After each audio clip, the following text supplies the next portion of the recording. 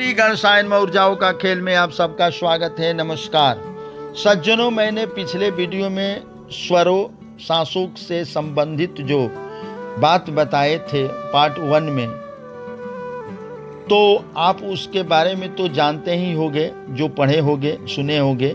जो नए होंगे उनके लिए मैं बता देता हूं कि नासिका यानी नाक के 2 छिद्र होते हैं।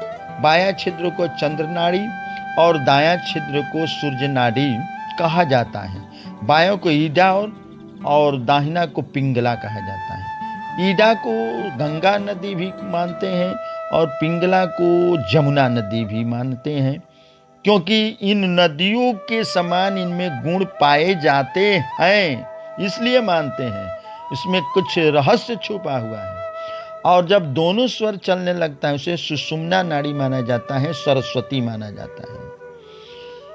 बायां को समन नाड़ी और दाहिना को उग्र नाड़ी माने गर्म नाड़ी माना जाता है। तो अब इसका बैलेंस, जिन व्यक्तियों का बैलेंस में ये दोनों नाड़ी चलता है, इसका समय निर्धारित है कि कितना समय चंद्र चलना चाहिए, कितना सूर्य स्वर चलना चाहिए, और ऐसे और बार बार चेंज होना चाहिए। कब सुषुम्ना चलना चाहिए। अगर वो इतर चलता है तो इसे संतुलन में नहीं माना जाता है, तो उस व्यक्ति का जीवन संतुलन में नहीं रहता है। वह व्यक्ति संतुलित नहीं रहता है। कुछ भी बोल देना, कुछ भी खा लेना, कुछ भी कर देना, उग्र हो जाना। कभी जहाँ उग्र होना है तहाँ दम शीतल पड़ जाना, जहाँ शीतल होना चाहिए वहाँ उग्र हो जाना। ऐसे डिसबैलेंस उनका परिवार चलता है समय, और कई तरह की दुर्घटनाएं भविष्य में तो कई तरह की बीमारी पकड़ लेती हैं, असफलता हासिल होने लगता है।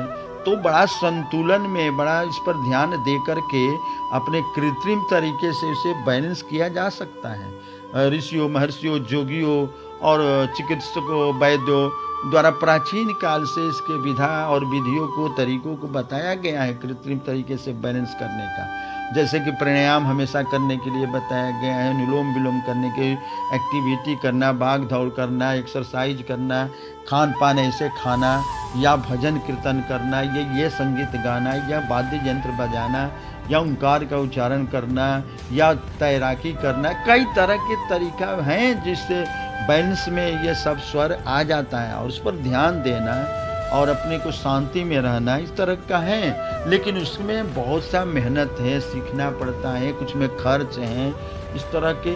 तो इसलिए मैंने इस स्वर से संबंधित जो तरीका बताने जा रहा हूँ, जो बिना खर्च का आसानी तरीके से इसको बैलेंस धीरे धीरे आदमी कर लेगा और इससे लाभ ही लाभ होगा।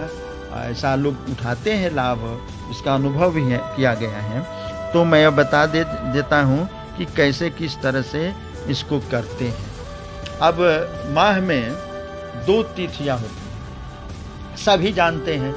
एक को शुक्ल पक्ष और 15 तिथियां इसमें हैं, और एक कृष्ण पक्ष, इसमें 15 तिथियां हैं। बस दोनों तिथियों को मिलाकर एक माह कहा जाता है। तो शुक्ल पक्ष में 1 दिन, 2 दिन, 3 दिन लगातार सूर्योदय के समय केवल चंद्र स्वर ही चलना चाहिए। और कितने देर के लिए? 54 मिनट के लिए। उसके बाद सूर्य स्वर हो जाता है, उसके बाद फिर चंद्र स्वर चलता है। ऐसे क्रम चलता है। कितने दिनों तक? 3 दिनों तक। 3 दिन के बाद शुक्ल पक्ष में सूर्योदय के समय चतुर्थी में सूर्य स्वर चलना चाहिए शुक्ल पक्ष में।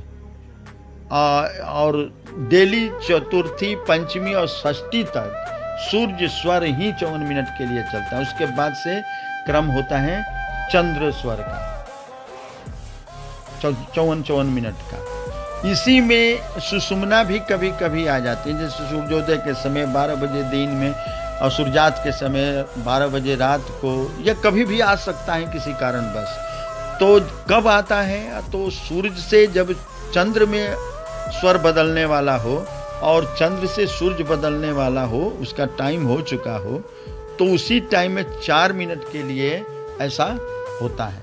उस स्थिति में न यात्रा किया जाता है, न शुभ कार्य किया जाता है। केवल आध्यात्मिक चिंतन और कार्य और भजन कीर्तन किया जाता है बैठ करके। उतना समय गुजारा जाता है। तो इस पर ध्यान जब हम देंगे तभी ना, नहीं तो एक्सीडेंट होता है, दुर्घटना होती हैं, कई तरह की बीमारियां पकड़ लेती हैं, असफलता होते हैं, झगड़ा विवाद उत्पन्न हो जाता है, बाधाएं आती हैं। तो इस पर ध्यान देना है। सुषुम्ना में किसी तरह का शुभ कार्य नहीं किया जाता है।